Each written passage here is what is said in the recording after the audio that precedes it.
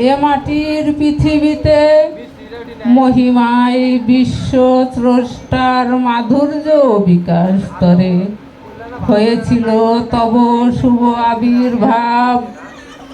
তাই তুমি জনকল্যাণ মানুষে কঠোর তপস্যা অবলম্বনে কালের প্রতিকূলতার মধ্য দিয়ে বাংলার প্রাচীন ঐতিহ্যর গৌরবময় স্মৃতি ও আত্মতত্ত্বের উৎকর্ষ সাধন করে অকাতরে আপামরে বিতরণ করে তমস্যাচ্ছন্ন মানবকুলকে নবালোকের সন্ধান দিয়েছ।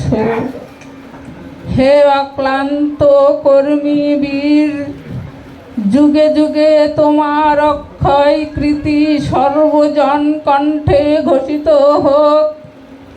তোমার অমর বাণী, তোমার যৌগিক কর্মা অনুষ্ঠান, তোমার পবিত্র সংযমী দেহ মন পরম পিতার প্রতীক স্বরূপ ছিল। তোমাকে দেখলেই যেন সেই পরম পিতার স্মৃতি মানসপটে ভেসে উঠত। সঙ্গে সঙ্গে মন ভাবাবেগে ভক্তিতে আপুত হয়ে নুয়ে পড়ত। সত্যই তুমি যেন ছিলে তার মানস পুত্র। তাই বুঝি ধরাই প্রয়োজন শেষে আপন ভবনে ফিরে গেছো, আমাদেরকে অসহায় অবস্থায় রেখে। তবু আমরা জানি যে প্রয়োজনের তাগিদে নিশ্চয় তুমি আমাদের মাঝে ফিরে আসবে।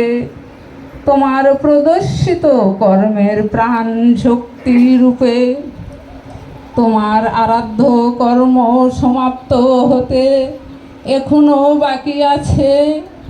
তুমি অমর ধাম হতে আমাদের প্রতি উৎসাহ প্রেরণা যোগাও, যাতে করে আমরা তোমার কর্মগুলি আন্তরিকতার সহিত অনুশীলন করে তোমার অমর আত্মার পরিতৃপ্তি ও শান্তি বিধান করতে পারি।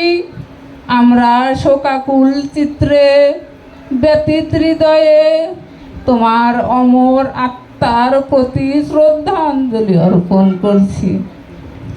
হে মহাজ্ঞানী, মহামহিয়ান, দূতলোক হতে তোমার আশীষ বর্ষিত হোক, যাহা আমাদের হৃদয়ে দেববলের সঞ্চার করতে থাকুক। আমরা যেন তার আলোকে